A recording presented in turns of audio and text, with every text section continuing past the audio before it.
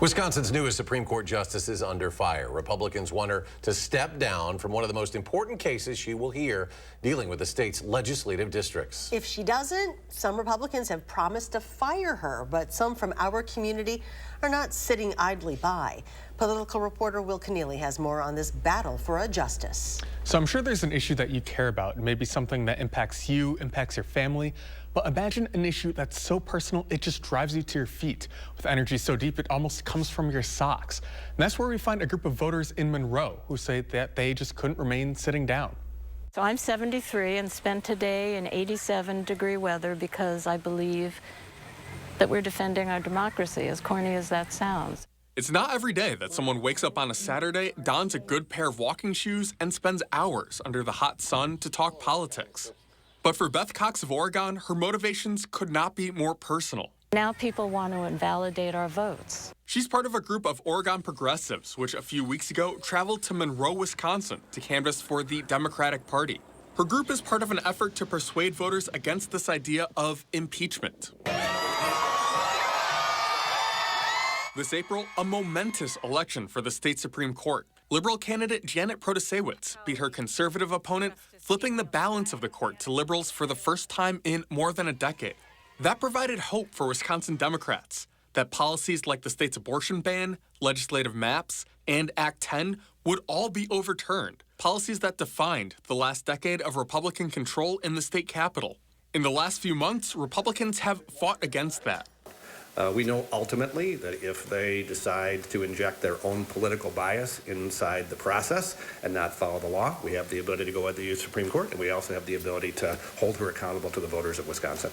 Republican lawmakers have threatened to impeach that new liberal justice if she does not step down from one of the highest profile cases before the court right now, a debate over the state's legislative maps. Democrats say the GOP is trying to manufacture a win and do what they couldn't do in the ballot box this April.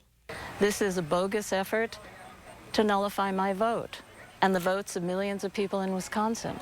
And we have to stand up about that because that is the essence of democracy. And that's why I'm out here at my age in 87-degree weather knocking on doors. And I will always do that. Back in Monroe, that passion meets pavement.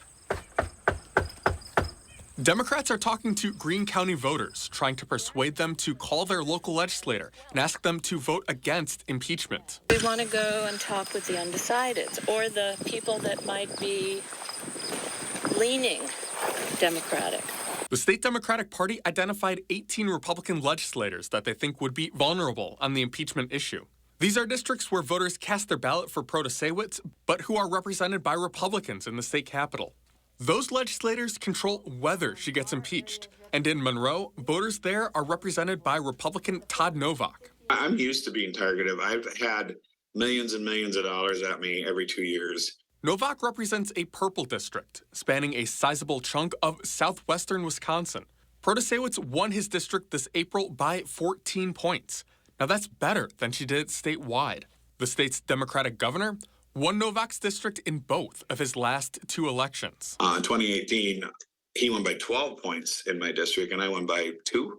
That was a tight one. But voters keep sending him back to the Capitol. He's been in elected office for close to a decade. Novak says he's aware of that target on his back. You kind of get a tough skin in this job or you can't do it. And that makes me a better legislator. Every legislator should be in a district like mine because you have to be connected to your people. You have to listen to them. Oh, yes. I vote always everything. When we spoke to Novak a few weeks ago about his thoughts on impeachment, he said his office had not heard much from his constituents about the issue. I think it's more you guys in the bubble and maybe us in the bubble versus I just don't know. So I don't know. I'm not even going to go there. So in Monroe, though, Cox hopes her efforts are making some of a difference. Americans have to have that conversation, or we can't really proceed. A democracy rests on our being able to talk to each other and compromise where we can. And we can't get to compromise if we can't talk. So now the open question, what is the impact of this? When we spoke to Novak's office earlier in September, they said that they had only had 42 people reach out on the impeachment issue.